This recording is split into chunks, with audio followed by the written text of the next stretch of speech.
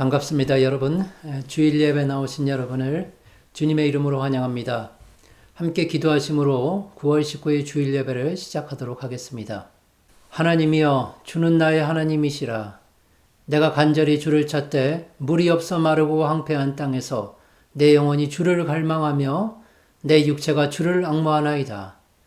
주의 인자하심이 생명보다 나음으로 내 입술이 주를 찬양할 것이라. 하나님은 영이시니 예배하는 자가 영과 진리로 예배할지니라.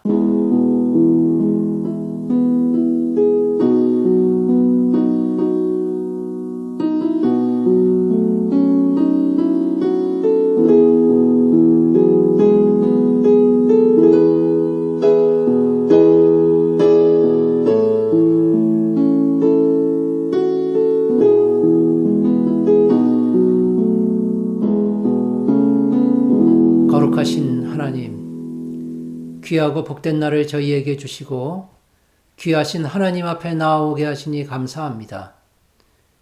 하나님의 거룩한 백성들이 새 노래로 노래하며 찬양하오니 오늘 이 시간 구원을 베풀어 주시고 충만한 은혜를 부어 주시옵소서. 각 가정에서 드리는 예배가 영과 진리로 드려지는 참된 예배가 되도록 인도하여 주시옵소서. 예배에 참여한 모든 심령들이 하나님의 은총 속에 있게 되기를 간절히 빌고 원합니다. 예수님의 이름으로 기도드립니다. 아멘. 사도신경으로 신앙 고백하겠습니다. 전능하사 천지를 만드신 하나님 아버지를 내가 믿사오며 그 외아들 우리 주 예수 그리스도를 믿사오니 이는 성령으로 잉태하사 동정녀 마리아에게 나시고 본디오 빌라도에게 고난을 받으사 십자가에 못 박혀 죽으시고 장사한 지 사흘 만에 죽은 자 가운데서 다시 살아나시며 하늘에 오르사 전능하신 하나님 우편에 앉아 계시다가 저리로서 산자와 죽은 자를 심판하러 오시리라. 성령을 믿사오며 거룩한 공회와 성도가 서로 교통하는 것과 죄를 사하여 주시는 것과 몸이 다시 사는 것과 영원히 사는 것을 믿사옵나이다. 아멘. 찬송가 445장 태산을 넘어 험곡에 가도 함께 찬송하겠습니다.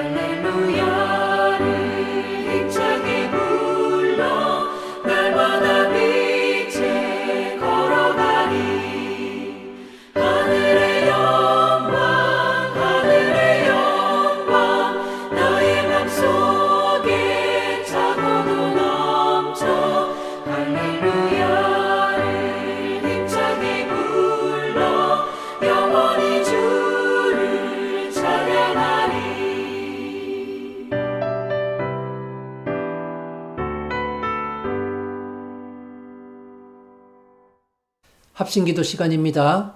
먼저 나라와 민족을 위해서 기도해 주시기 바랍니다. 모든 나라와 민족들 가운데 하나님의 은혜가 부어지기를 위해서 기도하시고, 두 번째로 교회를 위해 기도하겠습니다.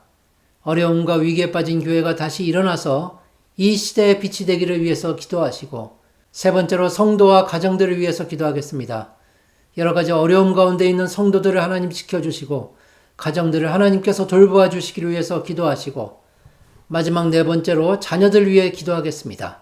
자녀들이 안전하고 건강하게 자라나서 하나님 나라의 꿈을 품고 살아갈 수 있도록 이렇게 네 가지 기도 제목 놓고 우리 합심해서 한 마음으로 기도하겠습니다. 사랑과 은혜가 풍성하신 하나님, 감사를 드립니다. 오늘도 이렇게 좋은 날 주시고 저희가 함께 모여 하나님께 예배드릴 수 있도록 인도하여 주시니 감사합니다. 하나님, 저희가 바이러스 때문에 한 곳에 모이지는 못하지만 각 가정에서 하나님을 향한 마음으로 함께 예배를 드리고자 합니다. 하나님, 은혜를 충만히 부어 주시옵소서. 나라와 민족들을 위해 기도합니다. 참 어려운 삶 가운데 있는 나라들이 있고 민족들이 있습니다. 하나님, 긍휼을 베풀어 주시고 그들 가운데 놀라운 은혜를 부어 주시옵소서. 하나님, 우리 조국 대한민국을 지켜주시기를 간절히 소망합니다. 우리 조국 대한민국 가운데 지도자들이 하나님의 뜻이 무엇인지를 찾고 구하는 자들이 될 수 있도록 그런 지도자를 뽑아주시고 나라를 잘 이끌어갈 수 있도록 돌보아 주시옵소서. 하나님의 뜻만이 펼쳐지는 하나님의 귀한 나라가 될 수 있도록 돌보아 주시고, 남과 북이 복음으로 통일되어 하나님께 영광 돌리며 부흥의 기회를 다시금 찾을 수 있도록 주여 역사하여 주시옵소서. 우리가 살고 있는 이 캐나다 땅도 지켜주시기를 소망합니다. 이 땅에 믿음의 전통이 잘 흘러갈 수 있게 하여 주시고 믿음의 교회들이 바로 세워질 수 있도록 주여 이 땅을 불쌍히 여겨 주시옵소서. 하나님, 어려운 가운데 있는 교회들을 지켜주시기를 소망합니다. 교회가 바이러스 때문에 많은 어려움을 겪고 있지만 지금의 이 어려움이 하나님의 놀라운 은혜를 경험하는 기회가 될 수 있게 하여 주시고 교회가 부흥할 수 있게 하여 주시옵소서. 오로라 장로교회를 세우신 분도 여호와 하나님이시요 지키시는 분도 여호와 하나님이신 줄로 믿습니다. 사람들을 보내주시고 일꾼들을 보내주셔서 저희에게 맡겨진 사명을 감당케 하여 주시고 이 지역에 믿음의 예배가 정착될 수 있도록 돌보아 주시옵소서. 많은 곳에 소문난 교회로 하나님을 잘 섬기는 교회로 삼아주시기를 간절히 소망합니다. 오로라 장로교회 가정들을 지켜주시옵소서. 어려운 가운데 있는 가정들이 있다면 하나님 돌보아 주시고, 경제적으로 어려움이 있는 가정들이 있습니다. 하나님 좋은 것들로 채워주시고 풍성히 채워주시기를 간절히 소망합니다. 하나님, 육신적 어려움 겪고 있는 우리 형제자매들도 있습니다. 그들에게 치유의 광선을 발하여 주시고 하나님의 놀라운 치유의 역사가 가정들과 성도들에게 임하기를 간절히 소망하오니 주여 도와주시고 함께하여 주시옵소서. 하나님, 우리 자녀들을 위해 기도합니다. 우리 자녀들의 키와 몸이 자라날 때 하나님 믿는 믿음도 함께 자라나게 하여 주시고 이웃을 사랑하는 사랑도 함께 자라나서 하나님의 귀한 자녀들로 세상에 나아가 세상을 변화시키는 자들로 살아가게 하여 주시옵소서. 많은 사람들에게 우리 주 예수 그리스도의 빛을 발하게 하여 주시고 향기를 바라는 자들이 되게 하여 주시옵소서. 하나님, 사회에 나아가 어디를 가든지 하나님을 증거하며 예수님을 닮아가는 우리 자녀들이 될 수 있도록 돌보아 주시고 항상 하나님의 놀라운 은혜를 부어 주시옵소서. 오늘 예배 가운데 하나님 함께하여 주심을 감사드립니다. 예수님의 이름으로 기도드립니다. 아멘. 오늘 하나님께서 주신 말씀은 사무엘상 30장 1절에서 6절까지의 말씀입니다. 사무엘상 30장 1절에서 6절까지의 말씀입니다. 오늘 본문을 제가 봉독하도록 하겠습니다.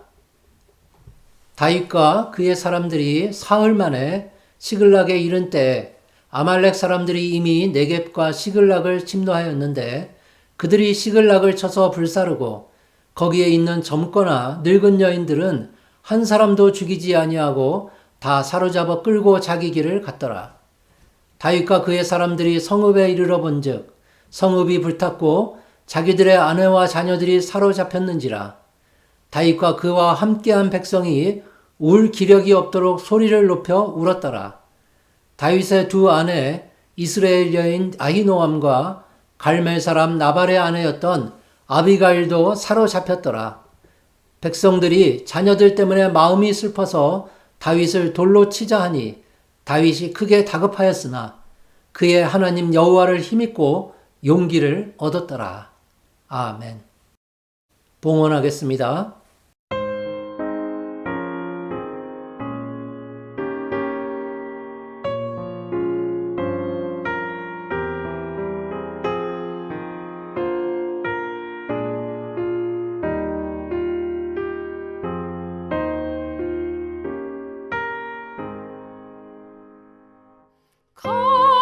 값비싼 향유를 주께 드리. 기도하겠습니다. 은혜가 풍성하신 하나님, 지난 한 주간 어려운 세상 속에서도 저희의 힘과 능력이 되어주심을 감사드립니다. 모든 사람들이 힘들고 어려움을 당하고 있습니다. 그렇게 어려운 이 시기에 주님의 백성들에게 때에 따라 필요에 따라서 하나님의 은혜를 공급해 주시니 감사합니다. 비록 우리의 삶이 어렵고 힘든 시기이지만 자비하신 하나님께 더 감사하는 마음을 가지고 살 수 있도록 인도하여 주시옵소서. 이 시간 하나님께서 주신 것들 중에 일부를 정성을 모아서 하나님께 드립니다. 이 물질들이 쓰여지는 곳마다 하나님의 크신 은혜가 부어지게 하여 주시고 하나님의 뜻만이 온전히 이루어질 수 있도록 돌보아 주시옵소서.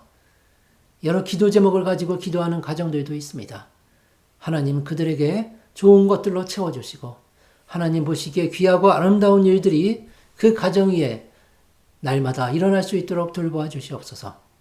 예수님의 이름으로 기도드립니다. 아멘.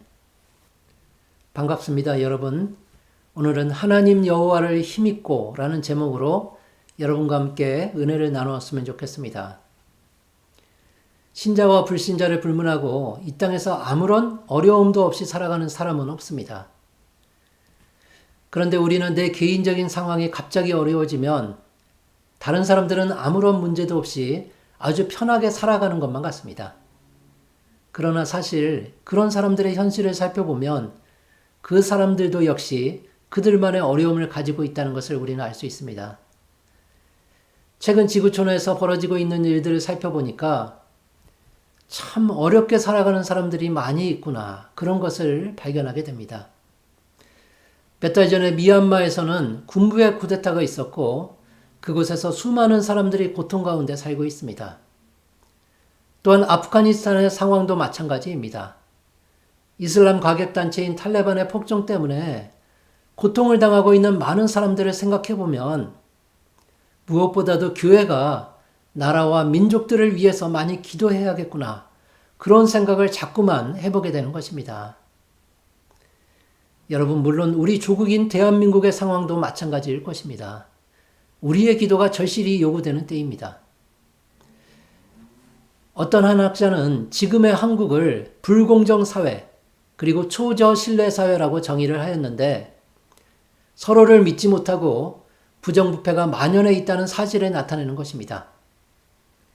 나라와 사회가 이념으로 나뉘고 세대 간의 갈등은 회복될 수 없을 만큼 점점 더 커져만 가고 있는 상황입니다. 그래서 여러분, 더더욱 우리 기독교 신앙이 중요한 때가 아니겠습니까? 이 어려운 세대에서 하나님을 의지하는 믿음이 얼마나 소중한 것인가, 그 점을 새롭게 되새겨 볼 수밖에 없는 것입니다. 시편 기자가 고백하는 것처럼 하나님이여 나를 지켜주소서, 내가 주께 피하나이다. 그 간구는 이 어려운 시대에 하나님의 자녀들만이 가질 수 있는 특권이라고 할 수 있습니다. 무엇도 믿지 못하고 아무것도 의지할 만한 것이 없는 이 세상 속에서 전능하신 하나님을 의지하며 그런 간구를 드릴 수 있다는 것이 우리에게는 얼마나 큰 복이고 은혜인지 모르겠습니다. 여러분, 우리는 그런 생각을 아무리 강조해도 지나치지 않는 그런 시대에 살고 있는 중입니다. 그러므로 여러분이 바로 그 은혜의 수혜자들임을 꼭 기억하시기 바랍니다. 그렇게 항상 하나님께 도움을 요청하며 살아가야만 한다는 것입니다. 그런데 하나님께 간구하고 있는 이 시편 기자의 고백을 우리가 잘 살펴보면 그는 무작정 모든 은혜를 자신에게 부어달라고 기도하는 것이 아니었습니다. 그는 나를 훈계하신 여호와를 송축할지라 밤마다 내 양심이 나를 교훈하도다. 그렇게 고백하고 있는 것입니다. 먼저 자신의 부족함을 하나님 앞에 시인하고 자기 스스로 얼마나 무능한지를 깨닫고 있는 것입니다. 그리고 난 후에 모든 일에 강력한 팔을 갖고 계신 하나님께 도움을 요청하고 있습니다. 그가 바로 지금 우리가 추구해야 할 모습들을 잘 보여주고 있는 것이 아니겠습니까? 우리도 모든 일에 있어서 졸지도 주무시지도 않는 하나님께 우리 자신을 온전히 맡겨야 한다는 말입니다. 내 의지가 아닌 하나님의 뜻에 살아가고 하나님의 말씀에 순종하고자 하는 그 노력은 우리의 의무이고 또한 동시에 복된 특권이 되기 때문입니다. 하나님 앞에서 우리는 스스로 강한 자가 되기보다는 오히려 약한 자가 되어야 할 것입니다. 우리가 하나님을 의지할 때 하나님께서 우리를 지켜주신다고 말씀하시기 때문입니다. 여러분, 시편 기자가 그것과 관련해서 고백하는 것을 들어보시기 바랍니다. 여호와께서 자기를 사랑하는 자들은 다 보호하시고, 우리의 입장에서 하나님을 의지하고 사랑하는 마음이 얼마나 소중한 것인지를 잘 나타내주고 있습니다. 난 이미 구원받았으니까 괜찮아. 모든 것이 잘 될 거야. 그런 생각으로 하나님을 그저 잊어버린 채 살아가는 것이 아니라 그분의 말씀 하나하나에 순종하고 그것을 기억하면서 약한 나를 도와주시기를 간구하는 마음이 있을 때야 비로소 풍성한 은혜를 누리게 된다는 것입니다. 그렇다면 여러분은 언제 하나님의 사랑을 잘 깨달을 수 있으십니까? 요즘처럼 전염병이 유행하거나 사건, 사고가 끊이지 않을 때는 하나님께서 우리를 보호하여 주신다는 사실을 아주 쉽게 깨닫게 되는 것 같습니다. 예를 들면 큰 차 사고가 났는데 기적적으로 아무런 부상도 당하지 않았다면 우리는 금방 하나님께서 나를 보호해 주셨다는 사실을 깨닫고 그분께 큰 감사를 드리게 될 것입니다. 그런데 여러분, 하나님께서는 우리에게 그런 자연적인 보호만을 주시는 것이 아닙니다. 우리를 또한 영적으로도 보호하고 계시다는 사실을 기억하시기 바랍니다.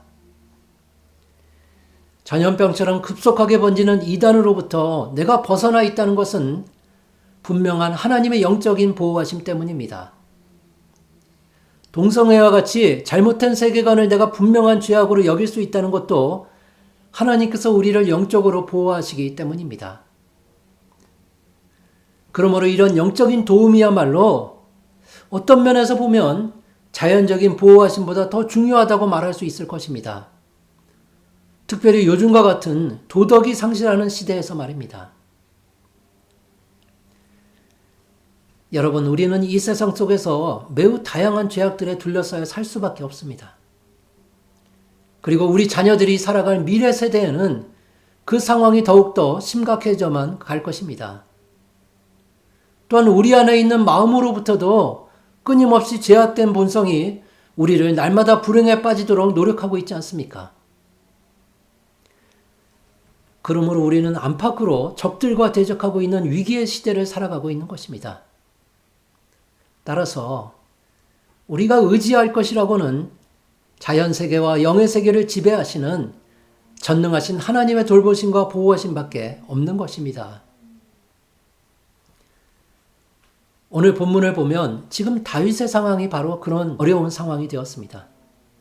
그렇게 자연적으로 또한 영적으로 최악의 위기의 상황임을 알 수 있는 것입니다.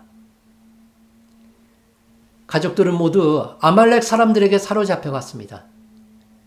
그리고 그동안 함께 동고동락했던 부하들은 그에 대해서 강력한 적대심을 나타내고 있는 것입니다. 6절 말씀을 보면 백성들이 다윗을 돌로 치자 하니 다윗이 크게 다급하였다. 그렇게 할 정도로 그의 상황은 매우 안 좋은 상태인 것 같습니다. 그뿐만이 아닙니다. 지난 수일 동안에도 그는 매우 어려운 기간을 보낼 수밖에 없었습니다. 오늘 본문의 앞장인 사무엘상 29장을 보면 그는 하마터면 이방인인 블레셋 편에 서서 이스라엘을 상대로 전쟁을 벌일 뻔하였습니다. 하나님으로부터 기름 부음을 받은 사람이 하나님을 대적해서 전쟁을 하려고 했던 것입니다. 이유가 무엇이었든 그 상황은 하나님께로부터 절대로 용서받을 수 없는 아주 심각한 배신 행위였습니다. 누구보다도 하나님께 신실했던 다윗에게 있어서 이보다 더 안 좋은 상황은 없을 것입니다. 설상가상으로 악재에 또 다른 악재가 연이어서 그에게 나타나고 있는 것입니다. 여러분, 오늘 본문 1절과 2절을 함께 볼까요? 다윗과 그의 사람들이 사흘 만에 시글락에 이른 때에 아말렉 사람들이 이미 네겝과 시글락을 침노하였는데 그들이 시글락을 쳐서 불사르고 거기에 있는 젊거나 늙은 여인들은 한 사람도 죽이지 아니하고 다 사로잡아 끌고 자기 길을 갔더라. 여러분, 우리는 이 말씀을 통해서 한 가지 중요한 교훈을 얻게 됩니다. 우리가 최선을 다해도 결국은 실패하는 때가 있다는 것입니다. 우리는 살아가면서 무엇인가 최선을 다했지만 결과가 완전히 실패로 나타날 때가 있다는 것을 잘 알고 있습니다. 그런 때 우리는 너무도 절망에 빠지지 않습니까? 모든 것을 다 포기해버리고 싶은 생각까지 들게 되는 것이 당연합니다. 이럴 줄 알았으면 노력이나 하지 말 것을, 그렇게 자포자기하는 것이 당연한 우리의 일반적인 반응입니다. 그러나 우리는 하나님의 자녀이기 때문에 세상 사람들의 그런 일반적인 반응이 아닌 다른 무엇인가를 해야만 하는 것입니다. 하나님의 자녀로서 우리는 그런 상황에 무엇을 해야 하는 것일까요? 성경은 우리에게 어떻게 해야 한다고 말씀하시는 것입니까? 하나님을 믿는 우리에게만 주어지는 아주 특별한 권리가 있는데 과연 그 권리가 무엇입니까? 오늘 본문에 나오는 다윗을 통해서 얻게 되는 해답이 6절 후반부에 잘 나타나고 있습니다. 그의 하나님 여호와를 힘입고 용기를 얻었더라. 최선을 다해서 노력했지만 결과가 좋지 않아서 실망했다면 여러분, 하나님 여호와를 힘입고 용기를 얻어야만 합니다. 다윗이 과연 어떻게 그런 결론을 얻게 되었는지 우리는 그 점을 좀 더 자세히 알아볼 필요가 있을 것입니다. 블레셋과 이스라엘이 대치하고 있는 전쟁터에서 다윗은 하나님의 도우심으로 겨우 빠져나올 수가 있었습니다. 당시의 상황이 그에겐 너무도 난처한 것이었기 때문에 마을에 남아있는 그의 가족들을 생각할 여유가 없었을 것입니다. 그래서 그들을 그저 무방비 상태로 남겨두고 전쟁에 참여했던 것입니다. 전쟁터로부터 다윗과 그의 부하들은 최선을 다해서 서둘러 집으로 돌아왔습니다. 3일 동안이나 그들은 쉬지 않고 가족들을 향해서 달렸습니다. 가족들과 함께 즐겁고 행복한 시간을 보낼 것을 꿈꾸면서 그들은 고된 행군 속에서도 아무런 불평도 없이 최선을 다해서 달려왔던 것입니다. 그런데 집에 돌아와 보니까 가족들이 사로잡혀갖고 남아있는 것은 폐허가 되어서 불타고 있는 마을뿐이었습니다. 최선을 다했지만 남은 것은 잿더미뿐이었습니다. 오늘 본문 2절을 보니까 아말렉 사람들이 마을을 약탈하고 여자와 아이들을 사로잡아 갔다고 설명하고 있습니다. 그런데 여러분, 이렇게 아말렉 사람들이 여자와 아이들을 살려둔 것은 그들을 팔기 위함이었든지 아니면 노예로 삼기 위함이었든지 그 이유가 무엇이든 우리는 이곳에서 하나님의 보이지 않는 손길을 발견할 수 있게 되는 것입니다. 하나님께서 다윗을 징계하시기 위해서 아말렉 사람들을 사용하고 계시다는 것입니다. 물론 하나님의 계획은 다윗의 집안을 완전히 파멸시키려는 것은 아니었습니다. 하나님을 대적했던 다윗의 잘못을 지적하시고 그를 다시 바른 길로 인도하시기 위한 그 징계의 목적이 이방인인 아말렉 사람들을 사용하게 되었던 것입니다. 여러분, 하나님께서는 진노 중에라도 긍휼을 잊지 않으시는 분이십니다. 그래서 다윗은 위기의 상황에 그 진리를 붙잡을 수 있었습니다. 아, 내가 하나님 앞에서 큰 잘못을 저질렀구나. 나의 죄악이 이런 엄청난 징계를 가져왔구나. 진노 중에라도 긍휼을 잊지 않으시는 하나님. 제가 하나님 앞에 눈물로 회개합니다. 저에게 긍휼을 베풀어 주시옵소서. 하나님을 힘입어 용기를 내게 하여 주시옵소서. 다윗은 분명히 그렇게 기도했을 것입니다. 그런데 여러분, 아무리 위대한 다윗이라 할지라도 우리와 똑같은 성정을 가진 사람일 뿐이었습니다. 그가 비록 극심한 좌절 상황에 빠지지는 않았을지라도 가족을 잃어버린 그의 마음은 무너져 내릴 수밖에 없었던 것입니다. 오늘 본문 4절에 그것이 잘 나타나고 있습니다. 다윗과 그와 함께한 백성이 울 기력이 없도록 소리를 높여 울었더라. 우리는 이 말씀을 통해서 또 다른 중요한 교훈 하나를 얻게 됩니다. 우리가 살아가면서 때로는 울 기력이 없도록 소리 높여 울 때가 있다는 것입니다. 하나님을 잘 믿고 섬겨도 우리에게 그런 절망적인 상황이 다가오는 때가 있다는 것입니다. 여러분은 울 기력이 없도록 소리를 높여서 울 때가 있으셨습니까? 하나님의 자녀로서 우리는 그때 무엇을 해야 하는 것입니까? 다윗은 지금 하나님의 보호하심을 받지 못하는 자의 비통함이 무엇인지를 몸소 깨닫고 있습니다. 그동안 많은 어려움이 있었지만 그 어려움들 속에서도 다윗이 결코 잃지 않았던 믿음이 있었는데 그것은 바로 하나님께서 항상 자신을 보호해 주신다는 것이었습니다. 그런데 가족들 모두를 잃어버리고 삶의 터전이 무너진 지금 그는 그 믿음마저 흔들리고 있는 중입니다. 다윗과 그와 함께한 백성이 울 기력이 없도록 소리를 높여 울었더라. 처음으로 깊은 실망감에 휩싸인 다윗은 소리를 높여서 울 수밖에 없었습니다. 그동안 자신이 살아왔던 길을 돌아보면서 깊은 고뇌에 빠졌을 수도 있습니다.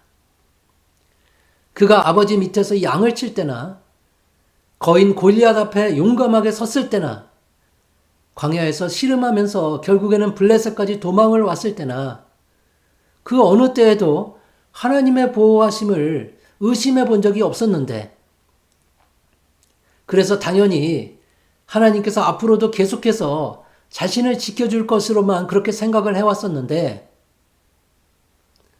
그런데 지금 하나님께서는 그의 반대편에 적으로 서 계신 것만 같았습니다. 그를 향해서 불타는 분노를 분출하시는 것만 같습니다. 그렇게 다윗은 울 기력이 없도록 소리를 높여서 울고만 있습니다. 하나님, 도대체 왜 이러시는 것입니까? 그동안 한순간도 저를 외면하지 않으셨는데 왜 지금은 저를 모른 채 하십니까? 왜 저에게 이런 엄청난 고통을 내리시는 것입니까? 당시에 비참하고 초라한 다윗의 모습을 볼 때 그는 자신이 받고 있는 그 고통이 무엇 때문인지를 구체적으로 잘 모르는 것 같습니다. 여러분, 그의 결정적인 잘못은 무엇이었습니까? 성경은 그 점에 있어서 우리에게 한 가지 힌트를 주고 있습니다. 5절 말씀을 한번 볼까요? 5절 말씀입니다. 다윗의 두 아내 이스라엘 여인 아히노암과 갈멜 사람 나발의 여인이었던 아비가일도 사로잡혔더라. 사무엘서 저자는 2절에서 이미 모든 여인들이 사로잡혀 갔다고 말을 했었는데 특별히 이곳에서 다윗의 아내인 아히노암과 아비가일에 대해서 다시 언급을 하고 있는 것입니다. 바로 이것이 다윗의 문제와 연관되어 있다는 것입니다. 이 5절 말씀과 동일한 내용이 사무엘상 27장 3절에서 나오고 있는데요. 다윗과 그의 사람들이 저마다 가족을 거느리고 가드에서 아기스와 동거하였는데 다윗이 그의 두 아내 이스라엘 여자 아히노암과 나발의 아내였던 갈멜 여자 아비가일과 함께 하였더니, 여기에서 나오는 아기스는 이방인 블레셋의 왕을 의미하고 있습니다. 광야에서 다윗은 사울의 공격으로 믿음이 흔들리고 두려워졌습니다. 그러자 그는 인간적인 꾀를 내고 있는 것입니다. 내가 이방인인 블레셋 사람들의 땅으로 도망을 가게 된다면 사울도 거기까지는 쫓아오지 못하고 결국은 포기하겠지. 이런 꾀를 내게 된 것입니다. 그는 하나님의 보호하심이 아닌 이방인의 도움을 찾아서 떠났습니다. 그의 두 아내 아히노암과 아비가일을 데리고 말입니다. 그런데 지금 와서 그 두 아내가 아말렉 사람들에게 사로잡혔다는 것은 다윗이 의지했던 이방인의 도움이 얼마나 허무하고 나약한 것인지를 잘 나타내주기 위함이었습니다. 다윗은 그 사실을 깨닫게 되었습니다.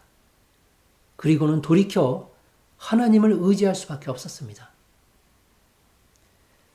예레미야 18장 8절 말씀은 만일 내가 말한 그 민족이 그의 악에서 돌이키면 내가 그에게 내리기로 생각하였던 재앙에 대하여 뜻을 돌이키겠다.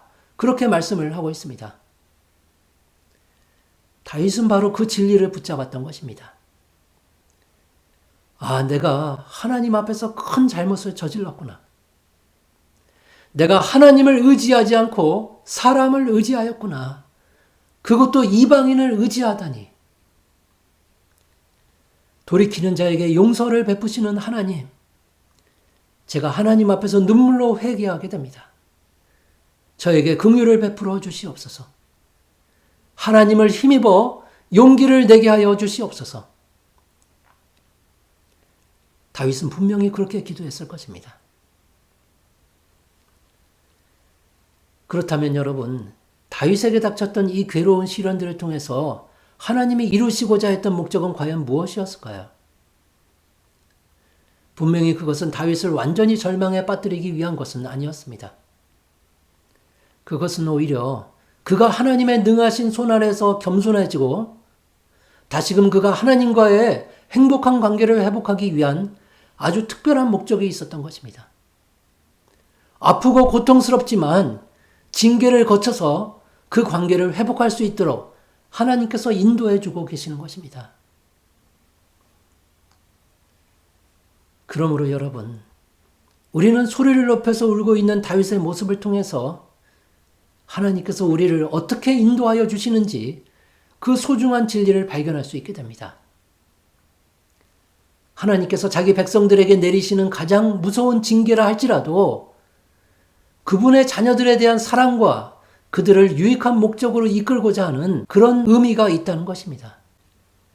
우리가 결과적으로 의와 평강의 열매를 맺기 위해서는 먼저 연단을 받아야 한다는 그 진리가 이곳에 담겨져 있습니다. 그러므로 만약에 내 삶이 예수 믿고 나서 모든 일이 순탄하게 잘 되기만 한다면 그때는 과연 내가 하나님과의 바른 관계에 서 있는지를 돌아봐야 할 것입니다. 그런데 반대로 바른 신앙 안에서 내가 최선을 다했는데도 나에게 여전히 어렵고 힘든 상황이 계속되고 있다면 여러분, 그때에는 바로 이 말씀을 기억해야만 하는 것입니다. 하나님 여호와를 힘입고 용기를 얻었더라. 여러분, 혹시 지금 울 기력이 없도록 소리를 높여서 울고만 싶으십니까? 어느 누구의 위로도 여러분에게 도움이 되지 않습니까? 그렇다면 이 말씀을 기억해야 합니다. 하나님 여호와를 힘입고 용기를 얻었더라. 다윗에게는 그것 말고는 달리 어떤 방도도 생각이 나지 않았던 것입니다. 그런데 성경은 또한 다윗의 상황이 너무도 다급했다고 말씀하고 있습니다. 오늘 본문 6절을 함께 볼까요? 백성들이 자녀들 때문에 마음이 슬퍼서 다윗을 돌로 치자 하니 다윗이 크게 다급하였으나 그의 하나님 여호와를 힘입고 용기를 얻었더라. 여러분, 우리도 살다 보면 다윗처럼 상황이 너무도 다급할 때가 있지 않습니까? 그런데 하나님께서는 우리와는 전혀 다르십니다. 하나님은 결코 서두르거나 다급해하지 않으신다는 것입니다. 당시에 다윗은 알지 못했지만 하나님께서는 한치의 오차도 없이 완벽한 계획을 가지고 계셨던 것입니다. 여러분, 만약에 다윗이 일주일 일찍 시글락에 도착했다면 어떤 일이 일어났을지 한번 생각해 보시기 바랍니다. 그는 당연히 가족들을 안전하게 지켜낼 수 있었을 것입니다. 부하들로부터도 여전히 충성심을 받을 수 있었을 것입니다. 그러나 자기의 잘못을 깨닫지는 못했을 것입니다. 자신에게 필요한 징계와 그 결과로 얻어지는 큰 복을 놓치고 말았을 것입니다. 하나님 여호와를 힘입어야 한다는 그 사실을 전혀 깨닫지 못했을 것입니다. 그러나 만약 반대로 그가 일주일 더 늦게 집에 돌아왔다면 어땠을까요? 아마도 그는 사랑하는 가족들을 영원히 되찾지 못했을 것입니다. 그러므로 그가 3일 만에 시글락에 도착했다는 것은 빠르지도 않고 늦지도 않은 하나님의 완벽한 계획하심이 있었음이 분명합니다. 물론 3이라는 숫자가 완벽을 의미하는 것이기 때문이기도 합니다. 그래서 우리도 다윗처럼 살아가면서 다급하고 안달해하지만 하나님께서는 전혀 다급하지 않으신다는 사실을 깨닫는 것이 우리에게는 큰 복이 되는 것임을 기억하시기 바랍니다. 다윗은 그의 부하들이 그에게 등을 돌리자 너무도 다급해지지 않았습니까? 그러나 오히려 그때가 바로 다윗의 믿음을 일으켜 세우는 계기가 되고 있다고 성경은 말씀합니다. 욥기 5장 18절은 하나님은 아프게 하시다가 싸매시며 상하게 하시다가 그의 손으로 고치시나니 그렇게 말씀을 하고 있습니다. 따라서 우리 주님의 말씀처럼 하나님께서는 병든 자에게 의사가 되어주시는 것입니다. 다윗은 바로 그 진리를 굳게 붙잡았습니다. 아, 내가 하나님 앞에서 큰 잘못을 저질렀구나. 내가 전능하신 하나님을 잃어버리고 내 감정에 휩싸여서 울고만 있었구나. 치료하는 광선을 비추시는 하나님, 제가 하나님 앞에서 저의 죄를 자복하고 회개합니다. 저에게 긍휼을 베풀어 주시옵소서. 하나님을 힘입어 용기를 내게 하여 주시옵소서. 다윗은 그렇게 기도를 드렸습니다.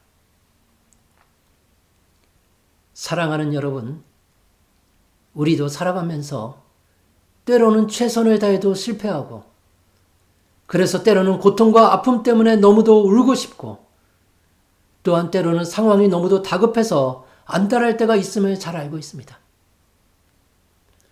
하나님께서는 그런 우리를 그저 모른 채 하지 않으십니다. 우리를 불쌍히 여기시고 결코 좌절하지 않도록, 그리고 다시 일어날 수 있도록 기회를 우리에게 제공해 주십니다. 우리로 하여금 이 말씀을 기억나게 하시는 것입니다. 하나님 여호와를 힘입고 용기를 얻었더라. 하나님 여호와를 힘입고 용기를 얻었더라. 나라와 민족들이 고통을 받고 교회가 큰 위기에 처해 있는 이 시대에, 또한 참 어려운 삶을 살아가고 있는 많은 사람들을 보는 이때에 여러분, 하나님의 말씀에 의지해서 믿음을 굳게 지켜나가시기를 바랍니다. 아무리 둘러보아도 우리에게는 그 방법밖에 없지 않습니까? 다윗이 이방인을 의지했던 것처럼 우리가 세상을 의지하는 실수를 범해서야 되겠습니까? 하나님을 의지해야 합니다. 졸지도 주무시지도 않는 하나님 여호와를 힘입고 용기를 내시기 바랍니다. 하나님께서 함께 하시고 여러분의 미래에 형통한 길을 열어주실 것이 분명합니다. 함께 기도하겠습니다. 은혜가 풍성하신 하나님, 항상 우리와 함께 하시며 우리의 길을 열어주시고 형통한 길로 인도하여 주시는 긍휼하신 하나님을 찬양합니다. 하나님, 저희가 세상을 의지하며 살지 않도록 붙잡아 주시옵소서. 다윗의 삶을 통해서 저희가 어떻게 살아가야 할지를 배우게 하여 주시옵소서. 여호와 하나님을 힘입고 용기를 얻을 수 있도록 하나님 돌보시고 지켜주시옵소서. 참 어려움이 많은 세상입니다. 이 어려운 시대에 하나님만을 믿고 의지하는 주의 백성들에게 항상 크신 은혜로 동행하여 주시기를 간절히 소망합니다. 예수님의 이름으로 기도드립니다. 아멘. 찬송가 382장 너 근심 걱정 말아라 함께 찬송하겠습니다.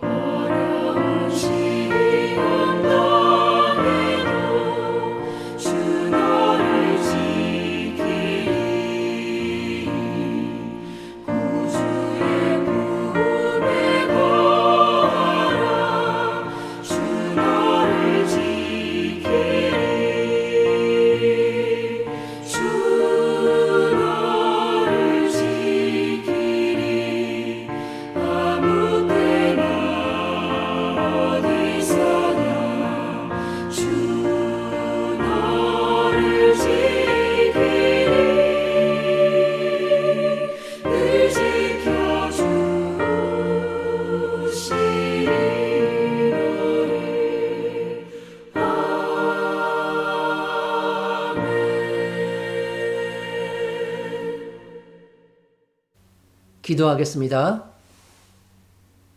이제는 우리 주 예수 그리스도의 은혜와 하나님의 놀라우신 사랑하심과 성령님의 감화 감동 교통하심이 하나님 여호와를 힘입고 용기를 얻는 세상에 나아가 항상 승리하는 주의 백성들에게 이제로부터 영원까지 함께 있을지어다.